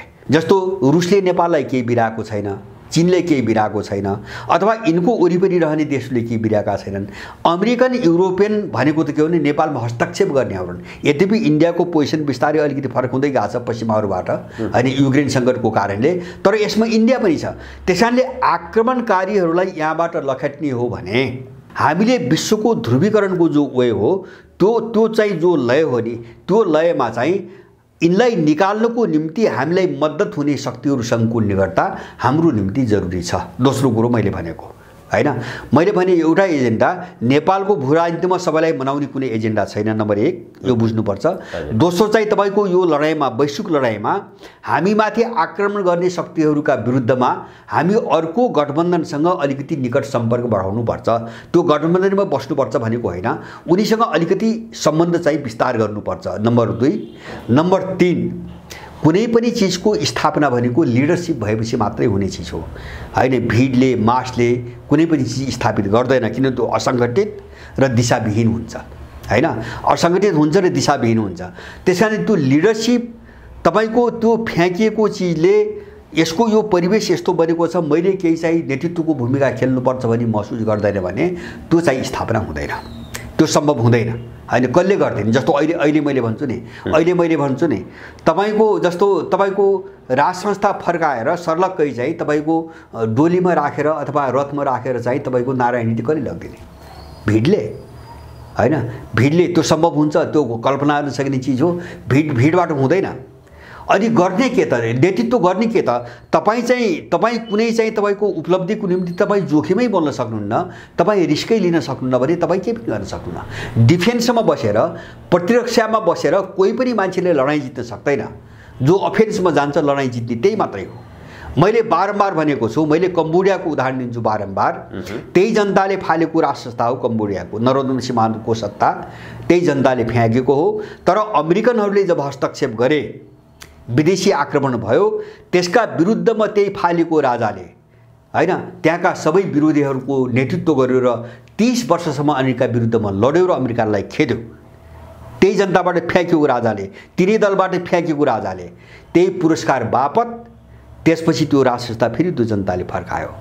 जोखिम त मोल्यो नि त उसले, होइन? अब त्यो पनि छैन, एकछिन मान्नु, त्यो पनि छैन भने अब यो पुनर्स्थापना कसरी, होइन? मैले कुनै पनि सम्भावना देख्दिनँ। जस्तो नेपालको भूराजनीतिमा चाहिँ भूराजनीतिक एजेन्डा पनि स्पष्टता पनि छैन, विश्वको ध्रुवीकरणमा स्पष्टता पनि छैन, होइन? कुनै सचेत खालको लिडरसिप पनि छैन भनेपछि अब हुने कसरी त अन्यलि हो, समस्या यो हो अहिले। त्यसकारणले यसमा स्पष्ट नहुने हो भने तपाईँले भने जस्तो चुनावपछि यो मुद्दा धेरै कमजोर बन्छ। अब चुनावपछि चुनाव भयो भने यो मुद्दा धेरै कमजोर बन्छ, यो मुद्दा सकिजान्छ, म त्यसो भन्दिनँ, होइन? अब मुद्दा सधैँको निम्ति अन्त्य हुन्छ त्यो त्यस्तो मलाई लाग्दैन, तर यो कमजोर हुन्छ। र यो मुद्दा चाहिँ सकिने खतरा कहाँ, सम्भावना कहाँ बढ्छ भन्छ भने जस्तो विश्व हामीले देखिरहेको छौँ नि, युक्रेन चाहिँ अस्ति क्रिमिया चाहिँ पुलको घटनापछि सारा युद्ध फैलियो, व्यापक रूपमा फैलियो। त्यहाँ मात्रै होइन, अब पश्चिमी एसियासम्म गइसक्यो तयारी भनेपछि अब त्यो झिल्को कुनै पनि बेला यहीँ पनि बल्छ, त्यसको रिफ्लेक्सन कुनै पनि बेला यहीँ पनि देखिन्छ। अब नेपाल भूराजनीतिभित्रै खेल त भित्र त प्रयास त भइरहेछ सबैको। त्यसकारणले त्यस्तो कुनै झिल्का नेपालको भूराजनीतिमा बल्यो, होइन? कुनै निमित्त कारण देखा पर्यो र कुनै घटना भयो भने त्यसले अर्को कोर्स सुरु गर्छ, होइन? अब राजनीति र नेपालीहरूको चाहिँ सारा मानसिकता अर्को मुद्दामा र अरू किन सङ्कट उग्र अर्को भएर आउँछ नि, होइन? प्राथमिक समस्या अर्को भएर आउँछ, त्यहाँ जोडिन पुग्यो भने यो च्याप्टर चाहिँ क्लोज हुन्छ। त्यो सब सम्भावना मैले एकदम प्रबल देख्छु। अब किन भन्छ भने कुनै पनि चिजको जस्तो तपाईँको भन्यो नि, अब प्रयोजनहीन जो चिज हुन्छ नि त्यो बिस्तारै बिस्तारै चाहिँ भूमिकाविहीन चिज बिस्तारै बिस्तारै मेटिँदै जाने हो। मैले बारम्बार भन्छु नि, देशको यो सङ्कटको बेला सेनाले कुनै पनि भूमिका खेलेन, देश बचाउने भूमिका खेलेन, यिनलाई नियन्त्रण गर्ने भूमिका खेलेन भने भोलि परिस्थिति भड्कियो भने, लडाइँ सुरु भयो, हिंसा सुरु भयो भने अब चाहिँ आक्रमण प्रत्याक्रमण र प्रतिरोधले त तपाईँको एउटा मिलिटेन्ट त जन्माउन सुरु गर्छ, अर्को समानान्तर चाहिँ सेना बन्न सुरु गर्छ र त्यसले यो सेनालाई बिस्तारै कोल्याप्स गर्दै जान्छ। मैले बारम्बार भन्दै आएको छु। त्यसकारणले सबैले आफ्नो भूमिका के हो त्यो मामिलामा सचेत हुनु पर्यो। अब यसमा नहुँदासम्म मैले यो चाहिँ तपाईँको सम्भावना अहिले देख्दिनँ। जनमत छ, त्यो मलाई विश्वास छ, जनमत छ, तर मैले भने नि अब लडाइँका चाहिँ तपाईँको मुद्दामा स्पष्टता मैले देख्दिनँ र चाहिँ तपाईँको नेतृत्वको चाहिँ जस्तो कतिपय मान्छेले भन्छन् यहाँ, होइन? मैले त्यसलाई थाङ्ने कुरा भन्छु, थाङ्ने कुरा, होइन? जस्तो राजा त सबैको साझा, होइन? राजाले पहल गर्न मिल्दैन भन्छ नि, थाङ्ने कुराहरूले, होइन? तपाईँको 50 वर्ष अगाडिका बासी कुरा गरेर हुन्छ, होइन? राजा चाहिँ तपाईँको देशको मान्छे होइन, राजाको चाहिँ तपाईँको देश होइन, अनि कसरी सबैको साझा? एउटा फाल्ने शक्ति छ सधैँको दुश्मन, होइन? त्यसले कहिले पनि फर्किन दिन्न, अनि राजा कसरी सबैको साझा? यस्ता वाह्यात कुरा गरेर यता ढोङ्गी कुरा गरेर काहीँ पनि पुगिँदैन, होइन? मैले भने नि राजनीतिक दृष्टिकोण एकदम क्लियर हुनुपर्छ। लडाइँ त्यो राजनीतिक दृष्टिकोण एकदम क्लियर हुनुपर्छ र त्यो लडाइँ एउटा संस्कार र मूल्यबाटै लडिनुपर्छ, अरू कुरो मैले जान्दिनँ, होइन? यहाँ दाउपेच छलछाम, होइन? खेलाडी बनेर चाहिँ खेल्न खोज्ने, यसलाई प्रयोग उसलाई प्रयोग, यहाँ घुसपेट त्यहाँ घुसपेट, यहाँबाट मान्छे तान त्यता पठाऊ, यस्ता चिजले नेपालको भूराजनीतिमा लडाइँ अब हुँदैन। किन मान्छेले के बुझिरहेको छैन भन्छ भने नेपालको राजनीति जगैदेखि चरमराइसकेको छ, यसले टोटल्ली जगैबाट पुनर्संरचनाको माग गरेको छ। दाउपेचका कुरा त त्यो बेला मात्रै चाहिँ सफल हुन्छन् जब त्यो ग्राउन्ड उभिने, ग्राउन्ड मोटामोटी ठिक ठाउँमा हुन्छ, होइन? जब परिस्थिति नर्मल हुन्छ त्यो बेला चाहिँ तपाईँको दाउपेच, होइन, खेलहरूले काम गर्छन्। तर जब जगै हुँदैन, सबै भत्किसकेको हुन्छ तलैबाट, त्यहाँ दाउपेच त एउटा सामान्य मामुली कुराहरू, त्यहाँ दाउपेचको पनि काम लाग्दैन, त्यहाँ खेलले पनि काम लाग्दैन। त्यहाँ एउटै चिज चाहिन्छ, राजनीतिमा स्पष्ट हौ, त्यो पनि संस्कारसहितको राजनीति गर र मूल्यमा आधारित लडाइँ अगाडि बढाऊ, बस। यसको कुनै पनि विकल्प मैले देख्दिनँ। अब अलिकति हामी अन्तर्राष्ट्रिय राजनीतिको कुराकानी गरौँ दाइ। गत फेब्रुअरी 24बाट रुसले युक्रेनमाथि विशेष सैन्य कारबाहीको रूपमा सुरु गर्यो। घटनाक्रमले आज जुन रूप लिएको छ, अब यो घटनाक्रम अथवा यो घटनाले, यो युद्धले, अब सामान्यतया हामीले बाहिरबाट हेर्दाखेरि त रुस र युक्रेनको युद्ध जस्तो मात्र देखिएको छ। यो युद्धले कस्तो प्रकारको रूप लिन्छ, यो विश्वभरि फैलिन्छ, यसले विश्व राजनीतिमा कस्तो प्रकारको प्रभाव पार्छ? अब यस्तो छ, यो युद्ध सुरुदेखि नै रुस र नेटोको बिचको युद्ध हो। यसलाई युक्रेनसँग चाहिँ जोड्नै हुँदैन। अब हामीले त्यो पनि आजका दिनसम्म आउँदाखेरि युक्रेनसँग जोड्न मिल्दैन। दोस्रो, मैले तपाईसँग पनि पहिले एकचोटि भनेको थिएँ, मैले धेरै पटक अन्त पनि भनेको छु कि तपाईको युक्रेन सङ्कट कस्तो सङ्कट हो भन्छ भने त्यो अब वार्ता र संवादद्वारा चाहिँ समाधान हुने अब चाहिँ तपाईको बिन्दुमा छैन, त्यो बिन्दु पार गरिसक्यो। त्यो कुन बेलासम्म थियो भन्छ भने रुसले जुन शर्त राखेर युक्रेनमाथि अपरेसन गर्नुभन्दा अगाडि पनि उसले केही चाहिँ कुराहरू राखेको थियो र अपरेसन सुरु गर्दा पनि केही कुरा राखेको थियो। उसले के भने मिन्स्क सम्झौता लागू गर, जो युक्रेन सहित फ्रान्स, रुस र चाहिँ जर्मनी बसेर 2014-15 मा दुईटा सम्झौता भएको थिए, 14 मा भएको थियो मिन्स्क सम्झौता। त्यो सम्झौता लागू गर्नुपर्छ युक्रेनले भनेको थियो र अब त्यो बिन्दुसम्म चाहिँ एउटा सम्झौता गर्ने गुन्जाइस थियो र क्रिमियाको घटना पनि हुँदैन थियो। रुसको त्यो सोच पनि थिएन, तर अमेरिकन उक्साहटमा युक्रेनले त्यो सम्झौता लागू गर्ने इन्कार गर्यो, आफूले हस्ताक्षर गरेको। किन अमेरिकालाई त रुस विरुद्ध कुनै शक्ति चाहिँ लडाउनु थियो त्यहाँ। अब त्यसपछि क्रिमिया घटना भयो, त्यसपछि पूर्वी युक्रेन लगायत चाहिँ तपाईको जस्तो झनै 1,08,000 वर्ग किलोमिटर जमिन चाहिँ रुसमा गाभियो हैन, जस्तो डोनेस्क, लुहान्स्क भयो, जेपोरिजिया, अनि त्यसपछि खेर्सन। अब त्यसपछि समस्या कहाँ गयो भन्छ भने अब रुसले त्यसलाई आफूमा गाभिसकेपछि त्यो रुसी भूभाग भयो र उसले अब आफूले गाभिएको भूभागमाथि कसैले आक्रमण गर्यो भने त्यो रेड लाइन हो भन्यो, त्यो रुसमाथिको आक्रमण हो, त्यसलाई हामी छोड्दैनौँ भन्यो। अनि यही बिचमा चाहिँ तपाईको क्रिमिया पुलमाथि अमेरिकाले आक्रमण गर्न लगायो हैन, युक्रेनलाई आक्रमण गर्न लगायो। त्योभन्दा अगाडि के भएको थियो हुन्छ भने एउटा घटना हामीले जस्तो नर्थ स्ट्रिम 1 र 2 दुईटा पाइपलाइनमाथि अमेरिकाले नै आक्रमण गरेको छ, त्यो सबैलाई थाहा भइसकेको छ। अब किन युरोपसँग चाहिँ तेल सम्पर्क टुटाउने र युरोपलाई कमजोर बनाएर आफूमाथि आश्रित गराउने उसको रणनीति छ हैन। जस्तो त्यो ग्यास पाइपलाइनमाथि आक्रमण भयो, अनि डुगिना भन्ने जो एउटा महिला थिइन् पत्रकार, उनको चाहिँ तपाईको हत्या भयो। अनि चाहिँ तपाईको के अरे चाहिँ हुँदै क्रिमिया पुलसम्म आइसकेपछि यसले अब अर्को मोड लिइसक्यो, अर्को मोड लियो। अब यो फैलियो, मैले देखेको, मैले एक त अब त्यो पूर्वी युक्रेन रुसमा गाभिसकेपछि अब यो समाधानको दायराभन्दा बाहिर गइसक्यो। मैले बारम्बार भनेको छु, अब अहिले कहाँ गयो भन्छ भने रुस र बेलारुसले चाहिँ संयुक्त सैन्य चाहिँ तपाईको परिचालनको निर्णय गरे। अब जोइन्ट चाहिँ तपाईको मिलिटरी चाहिँ युनिटहरू बन्दैछन् र अब बेलारुस पनि तपाईको अब युद्धमा चाहिँ तपाईको होमियो। अब पोल्यान्डले युद्धको तयारी गरिरहेछ। अब अहिले चाहिँ रुसले सिरियासँग मिलेर चाहिँ लामो दूरीको चाहिँ युद्धाभ्यास, लामो दूरीको हतियार सहितको युद्धाभ्यास सुरु गरेको छ र उत्तर कोरियाले यो पछिल्लो पटक जो चाहिँ ब्यालिस्टिक मिसाइल प्रक्षेपण गर्यो, उसले के भन्यो भन्छ भने यो चाहिँ ट्याक्टिकल न्युक्लियर चाहिँ स्ट्राइकको निम्ति गरिया प्रशिक्षण हो भनेपछि माने सानो दायरामा चाहिँ नोक्सानी पुर्याउने परमाणु हतियारहरू हान्ने मिसाइल उत्तर कोरियाले प्रक्षेपण गरेको उसले चाहिँ तपाईको घोषणा गर्यो। भनेपछि अब नेटो त्यही ढङ्गको तयारीमा छ, सकेसम्म त्यही ढङ्गको तयारीमा छ। भनेपछि तपाईको अब स्थिति कहाँ पुग्यो भन्छ भने या त विश्वभरि युद्ध फैलाएर मचाएर अरूलाई लडाएर मुनाफा कमाउने, आफ्नो एकाधिकार राख्ने जो अमेरिकनहरूको एउटा निश्चितापूर्ण जो हिंसक मनोविज्ञान छ नि, त्यहाँबाट अमेरिकनहरू पछाडि हट्नु पर्यो र युक्रेन पनि उक्साहटमा जो गर्यो नि अहिले जे गुमायो त्यो छोडिकन सम्झौतामा आउनु पर्यो। मलाई अब के विश्वास छैन भन्छ भने रुसले आफूभित्र गाभिसकेको भूभाग अब चाहिँ फिर्ता दिन्छ भन्ने मैले कतै पनि विश्वास गर्दिनँ। त्यो युक्रेनले गुमायो हैन। अब त्यसमा सहमति भएर अब युक्रेनलाई न्युट्रल भूमि राख्छु भनेर सम्झौतामा आउनु पर्यो, अमेरिकनहरू ब्याक हुनु पर्यो हैन। अब शान्तिको सम्झौता सम्भावनाको गुन्जाइस त्यति हो, होइन भने यो विशुद्धको रूपमा गयो। अब यसलाई कसैले पनि रोक्न सक्दैन र अहिले नै मैले देख्दैछु अब ठुलो उथलपुथल, अब अहिले त समीकरणमा सन्तुलनमा ठुलो उथलपुथल सुरु भइसकेको छ।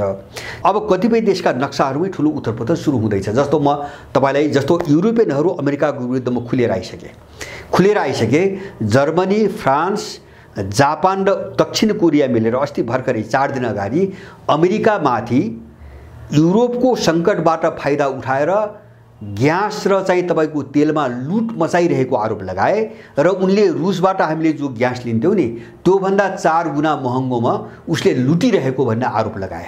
र अब फ्रान्सको चाहिँ तपाईको विदेश मन्त्रीले के भने भन्छ भने अमेरिकाले युरोपमा ऊर्जा सङ्कट खडा गरेर युरोपलाई समाप्त पार्न आफ्नो वर्चस्व कायम गर्न खोजिरहेछ भनेर अस्ति 2 दिन अगाडि चाहिँ जर्मनको विदेश मन्त्री बोलेका छन्। र यस्ता घटनाहरू बढे र तपाईँको जस्तो सर्बिया र चाहिँ हङ्गेरीले युबाट विद्रोह गरे र उनीहरूले चाहिँ रुसबाट ग्यास लिनको निम्ति आफ्नो छुट्टै पाइपलाइन बनाउने उनले घोषणा गरिसके। माने युरोप पनि विशृङ्खलातिर गयो, विभाजनतिर गयो। अमेरिका र युरोपको बिचमा लडाइँ पनि सुरु भयो र मलाई लाग्छ युरोप र अमेरिका फाट्छ हैन, किन नत्र युरोप बन्दैन। अमेरिकाबाट अलग्गिएन भने युरोप ध्वंस हुन्छ, युरोपियन युनियनको अस्तित्व मेटिन्छ, त्यो उनीहरूले बुझेका छन्। सायद त्यही भएर होला हिजो 11 तारिक हिजो हो अक्टोबरको, हिजो मात्रै युरोपियन चाहिँ तपाईँको प्रमुख, युरोपियन के अरे नीतिगत मामिला प्रमुख जोसेफ बोरेल भन्ने छन्, उनले के भने भन्दाखेरि चीन र रुससँगको सहकारी बिना युरोपको समृद्धिको कल्पनै गर्न सकिँदैन। नम्बर 1 उनले अस्ति भर्खरै बोले, चीन र रुससँगको सहकारी बिना युरोपको समृद्धिको कल्पनै गर्न सकिँदैन, एउटा पाटो। दोस्रो, अमेरिकासँग हाम्रो सुरक्षा गठबन्धन त छ, तर अमेरिकासँगको अत्यधिक निर्भरता हाम्रो निम्ति खतरनाक छ। यति कुरा उनले अस्ति भर्खरै बोलेका छन्। भने युरोपियनहरूले सन्देश दिइरहेछन् अमेरिकाबाट अलग्गिन भनेपछि विश्वमा ठुलो उथलपुथल सुरु भयो हैन, र पश्चिमी जगतको चाहिँ अन्त्यको एउटा प्रक्रिया सुरु भयो। जेसुकै होस्, अहिले चाहिँ एक दुईटा मोर्चामा चाहिँ अब रुसले मार खाएको होस्, उसलाई क्षति भएको होस्, अब त्यो सानातिर कुरामा म जान चाहन्न। ठुलो उथलपुथलको दिशातिर गयो र यसले विशुद्धलाई एउटा कहाँ रोक्न सक्छ, सायद त्यो उपाय पनि यिनले प्रयोग गर्न सक्छन्। एउटा जस्तो युरोपियन युनियनहरू अब चाहिँ अमेरिकनको खेलले, चालबाजीले अब हामी युद्धको शिकार, युद्धको केन्द्रबिन्दु हामी बन्छौँ, किन अब युद्ध भने त परमाणु युद्ध हो, विशुद्ध भयो भने परमाणु युद्ध हो हैन, यसमा त कुनै शङ्का छैन। अब त्यसबाट सर्वनाश हुन्छ भन्ने उनले बुझेर र अमेरिकनबाट अलग्गिए भने अमेरिका पछाडि हट्नुको विकल्प हुँदैन, उसको शक्तिले भेट्दैन अब, र यो चिज मत्थर भएर जान्छ। एउटा सन्तुलनमा फेरि अर्को एउटा निकास खोज्ने बाटोतिर जान्छ। तर युक्रेनले जे गुमायो अब त्यो गुमायो नै, उसको फर्किँदैन होइन। यो लाम्बे हो जस्तो युरोपियनहरू एउटा के अरे चाहिँ दुविधामा त छन्, बेसरी फँसेका छन् अहिले। अब कहिले गर्ने, कतिखेर गर्ने, कसरी गर्ने, के गर्ने, कसो गर्ने भन्दै यो 5-7 महिना गयो भने मलाई लाग्छ सबै फँसे, नराम्रोसँग फँसे। मलाई विश्वास छ यदि यो आजको स्थिति यही ढङ्गले अगाडि बढ्यो, जस्तो क्रिमिया पुलपछि चारैतिर आक्रमण सुरु गरे नि, ठुलो बर्बादी छ अहिले युक्रेनभित्र। लगभग 15-20वटा सहरहरूमा दिनहुँ 10 तारिकदेखि चाहिँ अक्टोबर 10देखि लगातार उसले हमला गरिरहेको छ र सबै क्षेत्रहरू अन्धकार हुँदै गएका छन्। यस्तो जाडोमा बत्ती छैन, ऊर्जा छैन, ग्यास छैन, तातो छैन, अनि उसका सैन्य ठिकाना, कार्यालय भवनहरू, त्यसपछि ऊर्जा चाहिँ तपाईँको प्लान्टहरू रुसले निशाना बनाइरहेको छ। एउटा भयावह एउटा त्रासदीबाट युक्रेन गुज्रिरहेको छ। मलाई लाग्छ यो धेरै दिन अब जाँदैन। यही यथास्थिति तपाईँको 6 महिना लम्बियो भने विश्वयुद्ध भएरै छाड्छ। योभन्दा धेरै अवधि जान्छ भने चाहिँ मलाई कतै पनि विश्वास छैन। र यसको समाधान युरोपियन युनियन अमेरिकाबाट अलग्गिए, युरोपियन अमेरिकाबाट अलग्गिए भने अमेरिका कमजोर भएर पछि हट्छ र यसले निकासको एउटा बाटो खोल्छ। होइन भने विशुद्ध असम्भावी छ, त्यो दिशातिर अगाडि बढि नै सकेको छ। हस्, आजको महत्त्वपूर्ण समय र विचारको लागि अत्यन्त आभारी छु। धेरै धेरै धन्यवाद भाइ। हजुर, यहाँलाई पनि धेरै धन्यवाद।